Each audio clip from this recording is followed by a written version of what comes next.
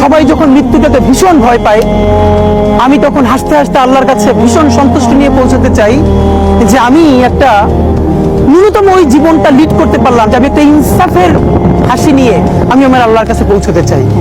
সুতরাং আগামী 50 বছর বাঁচলাম, কোনো ইম্প্যাক্ট তৈরি হলো না আমারে দিয়ে, দেশের জন্য, রাষ্ট্রের জন্য, উম্মার জন্য, জাতির জন্য। কিন্তু আমি ধরেন 5 বছর বাঁচলাম, সেটার মধ্য দিয়ে যদি আগামী 50 বছরের ইম্প্যাক্ট তৈরি হয়, তাহলে অনেকদিন বেঁচে থাকায় কি সাফল্যের বলেন? শহীদ প্রেসিডেন্ট জিয়াউর রহমান কয়টা দিন বেঁচেছেন, কিন্তু ভাবেন আজকে পর্যন্ত উনি আমার অনুপ্রেরণা।